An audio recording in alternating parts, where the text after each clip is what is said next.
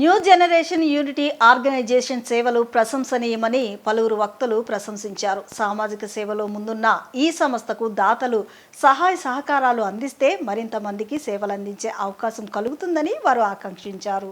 విజయవాడలోని new generation unity organisation కార్యాలయంలో inter విద్యార్థుల విజయోత్సవ కార్యక్రమం ఘనంగా నిర్వహించారు. ఈ కార్యక్రమానికి ముఖ్య అతిథులుగా ప్రజా వైద్యశాల డాక్టర్ శ్రావణ్, ప్రముఖ వ్యాపారవేత్తలు, గో సంరక్షణ సభ్యులు వినోద్ రాజ్, పురోహితుడు హరిసింగ్ పాల్గొని సంస్థ వ్యవస్థాపక కార్యదర్శి గొడ్డంటి సాయి, వినయ్ కుమార్ ఆధ్వర్యంలో నడుస్తున్న సంస్థ ఎంతో మందికి ఆదర్శనీయమన్నారు. పోలీస్ డిపార్ట్మెంట్లో చిరు ఉద్యోగి అయినప్పటికీ ఎన్నో సమస్యలు, ఎన్నో అవమానాలు ఎదుర్కొంటూ పేద విద్యార్థులను, అనాథులను, వృద్ధులను, దీర్ఘకాలిక వ్యాధిగ్రస్తులను, దివ్యాంగులను పూర్తి సేవాభావంతో అందరి సాయంతో సహాయ సహకారాలు అందిస్తూ అందరి ప్రశంసలు పొందుతున్నారన్నారు. ఈ క్రమంలో సంస్థలో చదువుతున్న సహాయం పొందిన 9 మంది విద్యార్థులు inter first year, second year ఉత్తీర్ణులు కాగా వారికి అతిథులు శాలువాలు కప్పి అభినందించి ఇంకా ఉన్నత స్థానాలకు ఎదగాలని ఆకాంక్షించారు. అనంతరం ఉపాధ్యాయులు జయలక్ష్మి, గౌతమ్ భవానీ ప్రత్యేకంగా అభినందించారు.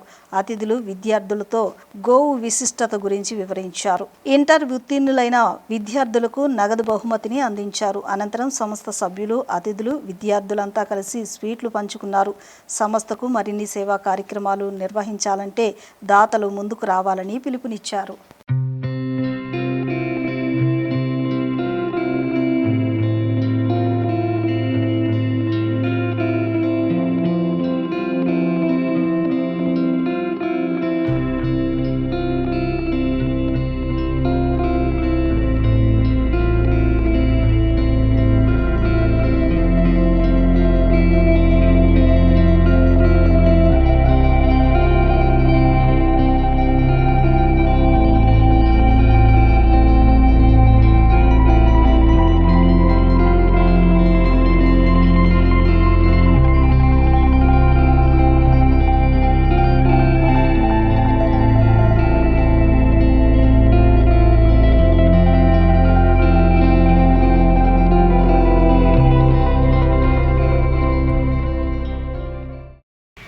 ఎప్పుడు కూడా మీ యొక్క క్షేమ సమాచారం తెలుసుకుంటూ మిమ్మల్ని ఎల్లప్పుడూ కూడా వినయ్ వాళ్ళకి ఏం కావాలి, వాళ్ళకి ఏమి ఇస్తే మనం ఇంకా ముందుకు తీసుకెళ్ళగలుగుతాం అనేది ఆయన ఆరాధిస్తూ అనుక్షణం ఆయన ప్రజాసేవలో, వైద్య సేవలో వైద్యో నారాయణ హరి అన్న ఒక్క మాటకి కట్టుబడి ఉంది.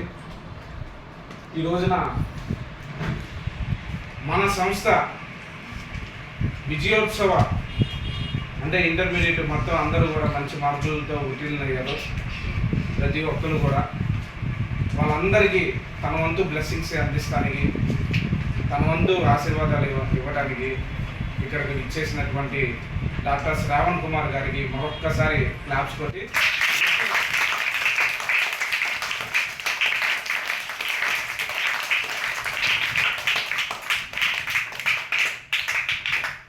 గత కొంతకాలంగా నేను ఎన్ని ఆర్థిక ఇబ్బందులు ఎదుర్కొంటున్నాను, ఎంత సఫర్ అవుతున్నానో ప్రత్యక్షంగా పరోక్షంగా ఆయన చూస్తూనే ఉన్నారు. ఆయన కూడా తన వంతు ఏ రోజు కూడా మనకి ఇచ్చేయలేదు. ప్రతి దానికి నేనున్నాను వినయ్, ధైర్యంగా ఉండు అని చెప్పేసి కేవలం ఒక ఆర్థిక ఇబ్బంది మాత్రమే కాదు, మన కార్యక్రమం నడిపించేటప్పుడు కూడా ఆయన ముందుండి ఆ కార్యక్రమం బాధ్యతలు తీసుకొని ఎన్ని పనులు ఉన్నప్పటికీ కూడా ఆ కార్యక్రమాన్ని దగ్గరుండి విజయం చేకూరుస్తారు. అటువంటి డాక్టర్ గారిని ఈ రోజున మనం ఇచ్చేసుకొని ఆయన సమక్షంలో మనం ఇక్కడ చాలామంది ఉచిత విద్య అంటే ఏదో వస్తారు, వెళ్ళిపోతారు, ఏదో వాళ్ళు ఏదో ఆశిస్తూ ఉంటారు, అక్కడ ఏదో ఫండ్స్ తీసుకుంటారు, ఇది చేస్తారంటారు. ప్రస్తుతానికి ఇక్కడ అయితే ఎటువంటి ఫండ్స్ లేవు, ఎటువంటి ఇది లేదు. మిమ్మల్ని ఏ విధంగా చదివిస్తున్నారు, మీరు ఏ విధంగా దాన్ని ఇంట్రెస్ట్గా చదువుతున్నారు, దాని మీపై మీరు శ్రద్ధతో మీరు ఎంత విజయం సాధించారు. కేవలం మార్కులు, ఇందాక అన్నారు సార్ వాళ్ళు, మార్కులు మాత్రమే చూసుకోకూడదు, మనం ఎంతవరకు ఉత్తీర్ణయ్యాం, ఇంకొంచెం ఎంతవరకు బెనిఫిట్ చేయాలి అని చెప్పేసి కూడా ఆలోచించాలి అని చెప్పేసి. అది మీకు ధైర్యం చెప్పడానికి పెద్దవాళ్ళు చెప్పినప్పటికీ కూడా మనం ఇప్పుడున్న పోటీ ప్రపంచంలో మార్కులు సైతం చూసుకుంటూ నిర్లక్ష్యాన్ని, అహంకారాన్ని బయటకు వదిలేసి, గుమ్మం బయట వదిలేసి విద్యాలయంలోకి రావాలి. ఈ రోజుకి కూడా కొంతమంది నేను ఎంత చెప్పినప్పటికీ కూడా అదే ప్రవర్తన సమకూరుస్తున్నారు. సమయపాలన ఉండదు. పొద్దున్న చెప్పండి, సాయంత్రం చెప్పండి, గంటన్నర లేటుగా రావడం. ఎందుకు ఆ టైం చెప్పారు? ఆ టైంకి మనం ఎందుకు వెళ్ళాలి? స్కూల్కి అయితే అదే టైంకి వెళ్తారా? రావడం. ఏంటంటే ఒక వ్యక్తిని చూసి నిర్లక్ష్య స్వభావం. ఏముందిలే, అక్కడికి వెళ్తే ఏముందిలే అని చెప్పేసి. ప్రతి విద్యార్థికి ముఖ్యంగా కావాల్సింది శ్రద్ధ, భక్తి. ఆ శ్రద్ధ భక్తి లేని చోట విద్య నిలవడం అనేది ఉత్తి మాట. ఇప్పుడు ఆయన రాత్రి తెల్లవాదులు ట్రీట్మెంట్ చేస్తారు. పొద్దున్నే ఆయన నమ్ముకొని ఒక పేషెంట్ వస్తారు. నేను రాత్రి తెల్లవాదులు ట్రీట్మెంట్ చేశాను, నేను పొద్దున్న నేను ట్రీట్మెంట్ చేయనని చెప్పేసి వదిలేస్తారా? వదలరు. నిద్ర పనుకునే మంచం వేయించి లేచి గబగబా లేచి అంత నిద్రలో కూడా వచ్చి ఆయనకి ఈ సమస్య ఏంటి అనేది కనుక్కొని ట్రీట్మెంట్ చేస్తారు. కషాయ ఊళ్ళు కట్ చేస్తున్నారు. మనం రోజు పొద్దున్న లెక్కకు ముందు దాదాపుగా 1,00,000 ఆవుల వరకు స్లాటర్ హౌస్లో కటింగ్ అయిపోతుంది. సో గోమాత అనేది భారతదేశానికి ఆర్థికంగా అన్నిటి రకంగా మూలం. సో భారతదేశం మూలమే వెళ్ళిపోయింది అనుకోండి, ఏమైపోద్ది? ఎవరు వినట్లా, ఏదో వాగుతున్నట్టుగా వాగని అంటున్నారు. ఏం విన్నారు నాన్న? ఇప్పుడు భారతదేశానికి మూలం ఏంటి? రేపు అది విలుప్తం అయిపోతే మనకి జీవనోపాధి అనేది లేదు. జీవనోపాధి లేదు. మనం ఇవాళ ఇట్లా పుష్టంగా ఉన్నాము అంటే గోమాత వల్లే. ఆ తల్లి లేకపోతే ఏమీ లేదు మనకి. హిందూ అనేది ఒక ధర్మం కాదు, the way of living the life. జీవన్ జీనేకి కళ. ఎలా బతకాలి, ఎలా ఉండాలి సమాజంలో అనేది హిందుత్వం. హిందుత్వం అనేది ఒక ధర్మం కాదు. బ్లైండ్గా హిందూ హిందూ హిందూ అని ఇట్లా అవమాకండి. ఎలా బతకాలి, మన రిలేషన్స్ ఏంటి, మనం ఎవరెవరిని గౌరవిస్తున్నాం, హిందుత్వంలో అది తెలిసిద్ది. వేరే ఏ ధర్మంలో కూడా అది లేదు. అందుకే బయట ఫారినర్స్ కూడా వచ్చేసి హిందూ ధర్మం పాటిస్తున్నారు. హిందూ ధర్మం పాటించడం అంటే ఏంటి? ఆ way of living life style మార్చుకుంటున్నారు. మన దాంట్లో అంత గొప్ప విశేషాలు ఉన్నాయి మన హిందుత్వం. ఓకే. సో 27వ తారీఖున మనం సిగ్నేచర్ పిటిషన్ పేపర్స్ అన్నీ తీసుకెళ్ళి మన సిటీలో ఉన్న ఎంఆర్ఓ ఆఫీస్కి ఇవ్వటం జరుగుతుంది. వాళ్ళకి ఇస్తూ copy to prime minister, president, మన ఆంధ్రప్రదేశ్ గవర్నర్ గారు, చీఫ్ మినిస్టర్ గారు, ఈ నలుగురికి కాపీ వెళ్ళింది. భారతదేశం మొత్తంలో 5,000 జిల్లాలు ఉన్నాయి. ఆ ప్రతి జిల్లాల నుంచి, ప్రతి గ్రామం నుంచి ఎంఆర్ఓకి సిగ్నేచర్ పేపర్స్ వెళ్తే ఆయన వల్ల prime minister, president, governor, CM పంపిస్తారు. సో గవర్నమెంట్ ఎప్పుడైనా మన పని ఎందుకు చేసిద్ది? మనం వాళ్ళని విజ్ఞప్తి చేస్తే, మన కోరిక ఏంటని వాళ్ళ వరకు తీసుకెళ్తే వాళ్ళకి మనకు హెల్ప్ చేస్తారు. లేని సందర్భంలో గవర్నమెంట్ చాలా పనులు ఉంటాయి, చేయరు కదా. సో ఒక రిక్వెస్ట్తో మనం గవర్నమెంట్ని అపీల్ చేస్తున్నాం, ఈ పని చేయండి అని. ఈ గవర్నమెంట్ని ఎందుకు అడుగుతున్నాం? బికాజ్ ఈ గవర్నమెంట్ ఏం చేసింది? అయోధ్యలో రామ మందిరం కట్టింది. కశ్మీర్లో ఆర్టికల్ 370 అని తొలగించింది. ముస్లిమ్స్కి త్రిపుల్ తలాక్ అనే ఉండేది. ఆ లేడీస్ పాపం, ఆడపిల్లలు చాలా బాధపడేవాళ్ళు. ఆడు ఫోన్ చేసి తలాకే తలాకే తలాకే అని 3 సార్లు అన్నారంటే ఇద్దరికి డైవర్స్ అయిపోయినట్టే, ఆడికి ఒక పెళ్లి చేసుకోవచ్చు. అది కూడా ఈ గవర్నమెంటే ఆపింది.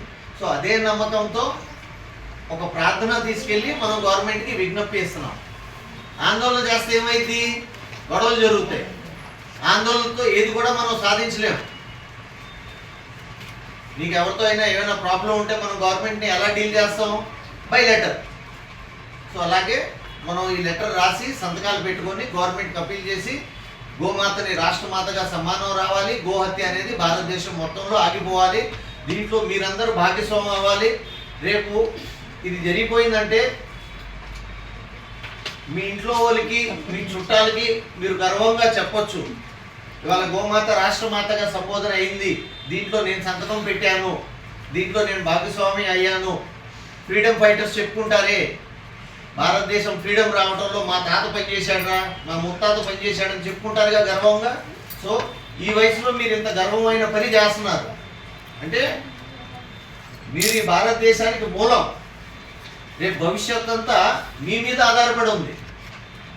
సో ధర్మం ఏంటి, మన కర్తవ్యం ఏంటి అనేది మీరు తెలుసుకుంటే మీరు రేపు ఏం చేయాలనేది మీకు ఒక క్లారిటీ ఉంటుంది. స్కూల్కి వెళ్తున్నాం, చదువుతున్నాం, తింటున్నాం, పడుకుంటున్నాం, మార్క్స్ వస్తున్నాయి, దానివల్ల ఏమైనా ఉపయోగం ఉందా? లేదుగా. జనరల్ నాలెడ్జ్ కూడా తెలవాలి మనకి. మన ధర్మం ఏంటి, అసలు మనం ఏంటి. భారతదేశంలో ఉన్న గొప్ప విశేషం చెప్పండి. भारत देश की कोई भी एक विशेषता बताइए आप. తెలీదా? ఓకే. అమెరికా ఏమైనా విశేషం చెప్పండి. Why America is great? America की कोई विशेषता बताइए कि वो महान क्यों है. ఇల్లే తెలీదు.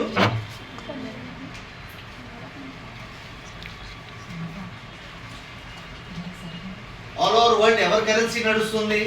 డాలర్స్. అమెరికా వాళ్ళదేగా. సో అది ఒక విశేషం. అది కానీ అది ఎప్పుడైనా పడిపోవచ్చు, ఇంకొకరు రావచ్చు. కానీ భారతదేశంలో ఉన్న గొప్పతనం ఏంటంటే ప్రతి సీజన్కి మనకి ఫుడ్ మారిపోతుంది. భారతదేశంలో ఒక సూది నుంచి ఒక న్యూక్లియర్ బాంబ్ తయారు చేసేంత కెపాసిటీ ఉంది. అవునా కదా? భారతదేశంలో ఎన్ని వెరైటీస్ ఆఫ్ స్టేట్స్ ఉన్నాయి, అందరికీ డిఫరెంట్ డిఫరెంట్ ఫుడ్ ఉంది. ఇట్లాంటి గొప్ప విశేషం ఇంకా ఏ దేశానికి లేదు. ఉందో లేదో మీ గూగుల్లో మీరు కూడా చూసుకోవచ్చు. భారతదేశంలో ప్రతి దాంట్లో మనం దేవుడి స్వరూపం చూస్తాం. మన సిస్టర్స్ ఉన్నారు, వీళ్ళనే మనం దుర్గా అంటున్నాం, వీళ్ళనే మనం శక్తి అంటున్నాం, వీళ్ళే అక్క అవుతున్నారు.